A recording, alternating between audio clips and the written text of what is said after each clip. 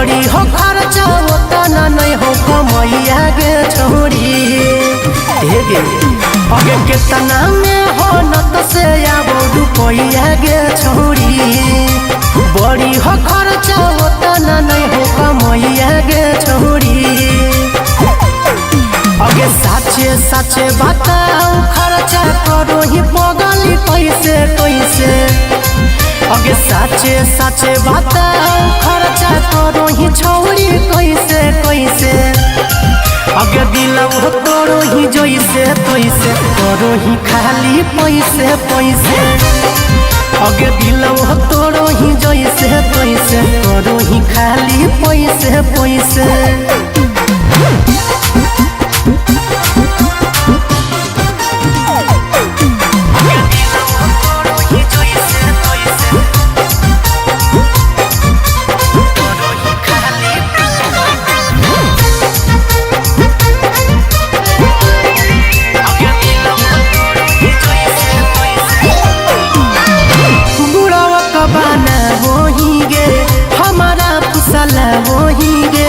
बोलो ही जब तोरा हमारे समझा वही गे बुढ़वा कबाना वही गे हमारा फुसला वही गे बोलो ही जब तोरा हमारे समझा वही गे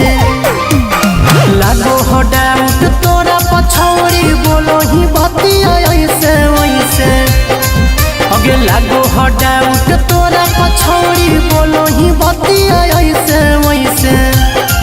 अगे दिलव तोरो ही जैसे तैसे करो ही खाली पैसे पैसे अगे दिलव तोरो ही जैसे तैसे करो ही खाली पैसे पैसे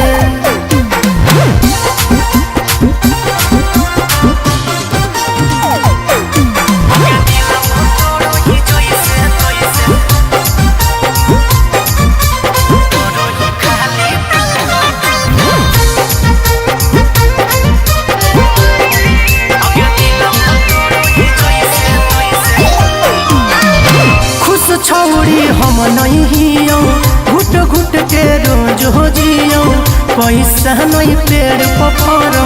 तोड़ के जे तोरा दियो खुश छोड़ी हम नहीं हियो घुट घुट के रोज हो जियो